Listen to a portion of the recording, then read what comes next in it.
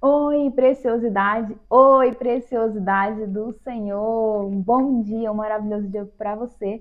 Seja muito bem-vindo aqui ao nosso canal. Desce, Ayla. Agora. Vai deitar. Se você ainda não me conhece, meu nome é Jéssica Cerqueira. Eu estou aqui para semear boas sementes na sua vida. Se inscreva aqui no canal, ative o sininho, curta e compartilhe esse vídeo.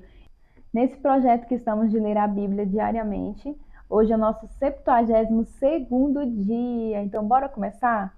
Pai querido, Pai amado, obrigada, Senhor Jesus, por mais uma vez estar aqui na tua presença, glorificando e exaltando o teu santo nome. Obrigada, Senhor Jesus, por mais uma leitura. Que a tua graça esteja sobre nós. Ilumina, Senhor, os nossos pensamentos, abre o nosso entendimento, nosso discernimento, para compreender um pouco mais de ti. Abençoe essa outra vida que está ouvindo, Senhor Jesus. Cobre ela com a tua graça. Em nome de Jesus, amém. E hoje, no nosso 72º dia, vamos ler Números, capítulo 19 ao capítulo 20, versículo 29. A água da separação, capítulo 19. Falou mais o Senhor a Moisés e a Arão, dizendo: Este é o estatuto da lei que o Senhor ordenou, dizendo: Diz aos filhos de Israel que te traga uma bezerra ruiva, sem defeito, que não tenha mancha, e sobre que não subiu o jugo. E a dareis a Eleazar o sacerdote, e a tirará fora do arraial e se degolará diante dele. E Eleazar o sacerdote tomará do seu sangue com um dedo e dele espargirá para a frente da tenda da congregação 7 vezes. Então queimará a bezerra perante os seus olhos. E o seu couro e a sua carne e o seu sangue com o seu esterco se queimará. E o sacerdote tomará um pedaço de madeira de cedro, e hisopo e carmesim, e os lançará no meio do incêndio da bezerra. Então o sacerdote lavará suas vestes e banhará a sua carne em água, e depois entrará no arraial, e o sacerdote será imundo até a tarde. Também o que a queimou lavará suas vestes com água, e em água banhará a sua carne, e imundo será até a tarde. E um homem limpo ajuntará a cinza da bezerra e a porá fora do arraial, no lugar limpo. E estará ela em guarda para a congregação dos filhos de Israel, para a água da separação. Expiação é: e o que apanhou a cinza da bezerra lavará suas vestes e será imundo até a tarde. Isto será por estatuto perpétuo aos filhos de Israel e ao estrangeiro que peregrina no meio deles. Aquele que tocar a algum morto, cadáver de algum homem, imundo será 7 dias. Ao terceiro dia se purificará com a água, e ao 7º dia será limpo. Mas se ao terceiro dia se não purificar, não será limpo ao 7º dia. Todo aquele que tocar a algum morto, cadáver de algum homem que estiver morto, e não se purificará, contamina o tabernáculo do Senhor, e aquela alma será extirpada de Israel, porque a água da separação não foi espargida sobre ele, imundo será. Está nele ainda a imundícia. Esta é a lei, quando morrer algum homem em alguma tenda. Todo aquele que entrar naquela tenda e todo aquele que estiver naquela tenda será imundo 7 dias. Também todo o vaso aberto sobre o que não houver pano atado será imundo. E todo aquele que sobre a face do campo tocar algum que for morto pela espada, ou outro morto, ou aos ossos de algum homem, ou a uma sepultura, será imundo 7 dias. Para um imundo, pois, tomarão do pó da queima da expiação, e sobre ele porão água viva, num vaso. E um homem limpo tomará esopo, e o molhará naquela água, e a espargirá sobre aquela tenda, e sobre todo o fato, e sobre as almas que ali estiverem, como também sobre aquele que tocar os ossos, ou algum que foi morto, ou que faleceu, ou uma sepultura. E o limpo, ao terceiro e 7º dias, espargirá sobre o imundo, e ao 7º dia o purificará, e lavará suas vestes, e se banhará em água, e à tarde será limpo. Porém, o que for imundo, e se não purificar, a tal alma do meio da congregação será extirpada, porquanto contaminou o santuário do Senhor. A água da separação sobre ele não foi espargida, imundo é. Isso lhe será por estatuto perpétuo, e o que espargir a água da separação lavará suas vestes, e o que tocar a água da separação será imundo até a tarde. E tudo o que imundo tocar também será imundo, e a alma que tocar será imunda até a tarde. A morte de Miriam, capítulo 20. Chegando os filhos de Israel, toda a congregação, ao deserto de Zim, no mês primeiro, o povo ficou em Cádiz, e Miriam morreu ali e ali foi sepultada. E não havia água para a congregação. Então se congregaram contra Moisés e contra Arão. E o povo contendeu com Moisés e falaram, dizendo: Antes tivéssemos expirado quando expiraram nossos irmãos perante o Senhor. E por que trouxestes a congregação do Senhor a este deserto, para que morramos ali, nós e os nossos animais? E por que nos fizeste subir do Egito, para nos trazer a este lugar mau? Lugar não de semente, nem de figos, nem de vides, nem de romãs, nem de água para beber. Então Moisés e Arão se foram de diante da congregação, à porta da tenda da congregação, e se lançaram sobre o seu rosto, e a glória do Senhor lhes apareceu. Moisés fere a rocha, e as águas saem. E o Senhor falou a Moisés, dizendo: Toma a vara e ajunta a congregação, tu e Arão, teu irmão, e falai a rocha perante os seus olhos, e dará a sua água. Assim lhes tirarás água da rocha, e darás a beber à congregação e aos seus animais.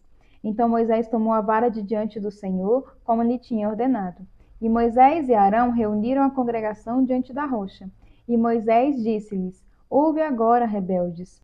Porventura, tiraremos água desta rocha para vós?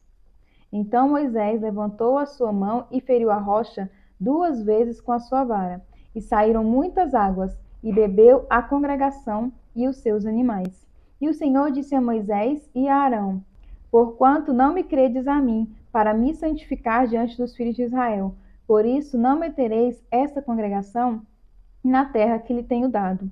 Estas são as águas de Meribá, porque os filhos de Israel contenderam contra o Senhor, e o Senhor se santificou neles. Moisés solicita passagem pelo Edom. Depois, Moisés desde Cádiz mandou mensageiros ao rei Edom, dizendo: Assim diz teu irmão Israel: Sabes todo o trabalho que nos sobreveio, como nossos pais desceram ao Egito, e nós no Egito habitamos muitos dias, e como os egípcios nos maltrataram, a nós e aos nossos pais. E clamamos ao Senhor, e ele ouviu a nossa voz, e mandou um anjo, e nos tirou do Egito. E eis que estamos em Cádiz, cidade na extremidade dos teus termos. Deixa-nos, pois, passar pela tua terra. Não passaremos pelo campo, nem pelas vinhas, nem beberemos a água dos poços. Iremos pela estrada real. Não nos desviaremos para a direita, nem para a esquerda, até que passemos pelos seus termos. Porém Edom lhes disse: Não passarás por mim, para que porventura eu não saia a espada ao teu encontro. Então os filhos de Israel lhe disseram: Subiremos pelo caminho igualado, e se eu e o meu gado bebermos as tuas águas, darei o preço delas, sem fazer alguma outra coisa. Deixa-me somente passar a pé. Porém ele disse: Não passarás. E saiu-lhes Edom ao encontro com muita gente e com mão forte. Assim recusou Edom deixar passar Israel pelo seu termo, pelo que Israel se desviou dele. A morte de Arão. Então partiram de Cádiz, e os filhos de Israel, toda a congregação, vieram ao monte Or. E falou o Senhor a Moisés e a Arão no monte Or, nos termos da terra de Edom, dizendo: Arão recolhido será a seu povo, porque não entrará na terra que tenho dado aos filhos de Israel, porquanto rebeldes fostes a minha palavra nas águas de Meribá. Toma Arão e a Eleazar seu filho, e faze-os subir ao monte Or. E despe Arão as suas vestes, e veste-as a Eleazar seu filho, porquanto Arão será recolhido e morrerá ali. O Senhor avisou a Moisés que o seu irmão Arão ia morrer. E o que ele tinha que fazer? Pensa. Nossa. O Senhor avisou, você vai morrer tal dia. Uau. Fez, pois, Moisés como o Senhor lhe ordenara, porque subiram ao monte Or perante os olhos de toda a congregação. E Moisés despiu a Arão as suas vestes e as vestiu a Eleazar, seu filho. E morreu Arão ali, sobre o cume do monte. E desceram Moisés e Eleazar do monte. Vendo, pois, toda a congregação que Arão era morto, choraram a Arão 30 dias, isto é, toda a casa de Israel. Estudo de hoje, Números capítulo 20, versículo 3 ao 5. Após 37 anos no deserto, os israelitas esqueceram que suas peregrinações eram resultado de seus pais e do próprio pecado. Eles não podiam aceitar o fato de que trouxeram seus problemas para si, pois culparam Moisés pela situação. O pecado é sempre a fonte dos problemas e dificuldades que enfrentamos. Embora possa não ser o nosso pecado, é possível que seja simplesmente o resultado de viver em um mundo quebrantado, onde o pecado impera. Não podemos culpar Deus por essas dificuldades. Suas instruções servem para eliminar os efeitos do pecado. O próprio Cristo serviu para cumprir esse propósito. Às vezes, porém, nossos problemas são resultado da nossa desobediência. Toda vez em que enfrentamos dificuldades, é importante examinarmos a nós mesmos para encontrar o pecado que pode ser responsável por afetar a nossa vida. Onde encontramos desobediência, dar um jeito nele pode ser uma grande fonte de paz e de maturidade espiritual. Se você não encontrar desobediência clara em sua vida, em seguida, tende grande gozo quando cairdes em várias tentações, sabendo que a prova da vossa fé produz a paciência. Tiago capítulo 1, versículo 2 e 3. Tenha, porém, a paciência, a sua obra perfeita, para que sejais perfeitos e completos, sem faltar em coisa alguma. Tiago capítulo 1, versículo 4. E hoje temos livro novo no Novo Testamento. Ei! Vamos começar o livro de Lucas. E hoje é Lucas, capítulo 1, versículo 1 ao versículo 25. Introdução, capítulo 1. Muitos já se dedicaram a elaborar um relato dos fatos que se cumpriram entre nós, conforme nos foram transmitidos por aqueles que desde o início foram testemunhas oculares e servos da palavra. Eu mesmo investiguei tudo cuidadosamente, desde o começo, e decidi escrever-te um relato ordenado, o excelentíssimo Teófilo, para que tenhas a certeza das coisas que foram ensinadas. O nascimento de João Batista é predito. No tempo de Herodes, rei da Judéia, havia um sacerdote chamado Zacarias, que pertencia ao grupo sacerdotal de Abias. Isabel, sua mulher, também era descendente de Arão. Ambos eram justos aos olhos de Deus, obedecendo de modo irrepreensível a todos os mandamentos e preceitos do Senhor. Mas eles não tinham filhos, porque Isabel era estéril, e ambos eram de idade avançada. Certa vez, estando de serviço o seu grupo, Zacarias estava servindo como sacerdote diante de Deus. Ele foi escolhido por sorteio, de acordo com o costume do sacerdócio, para entrar no santuário do Senhor e oferecer incenso. Chegando a hora de oferecer incenso, o povo todo estava orando do lado de fora. Então, um anjo do Senhor apareceu a Zacarias, à direita do altar do incenso. E quando Zacarias o viu, perturbou-se e foi dominado pelo medo. Mas o anjo lhe disse: Não tenha medo, Zacarias. A sua oração foi ouvida. Isabel, sua mulher, lhe dará um filho, e você lhe dará o nome de João.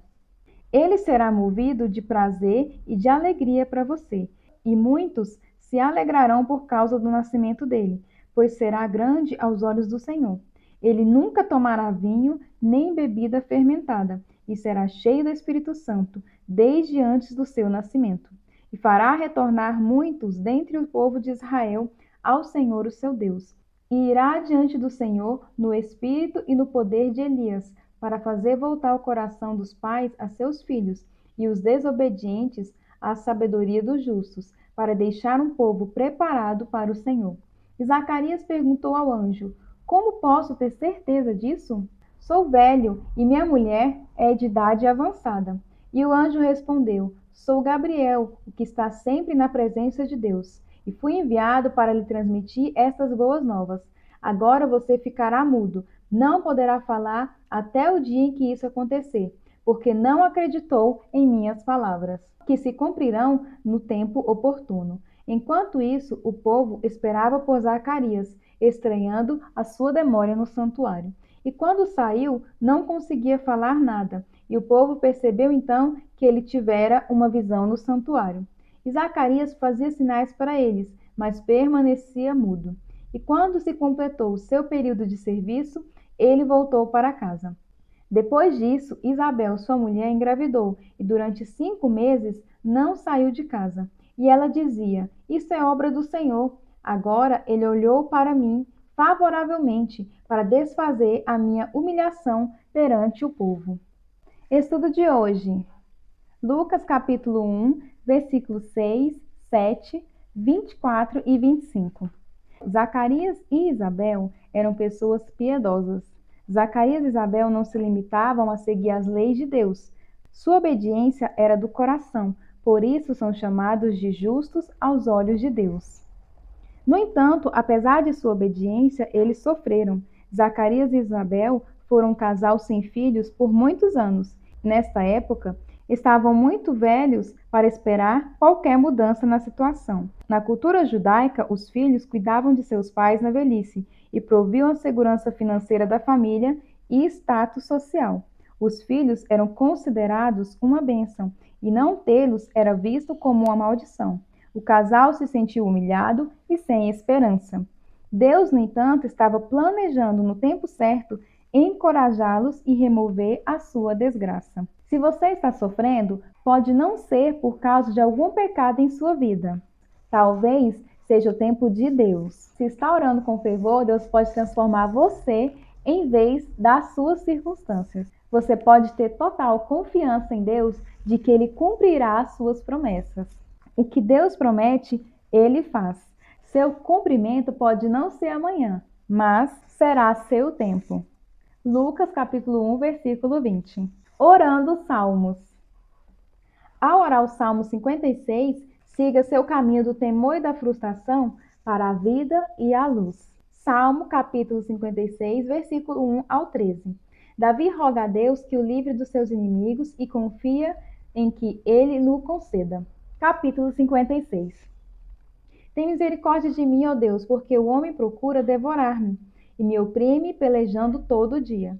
Os que me andam espiando procuram devorar-me todo dia, pois são muitos os que pelejam contra mim, ó Altíssimo. No dia em que eu temer, hei de confiar em ti. Em Deus louvarei a sua palavra. Em Deus pus a minha confiança e não temerei. Que me pode fazer a carne? Todos os dias torcem as minhas palavras. Todos os seus pensamentos são contra mim para o mal. Ajuntam-se, escondem-se, espiam os meus passos, como aguardando a minha morte.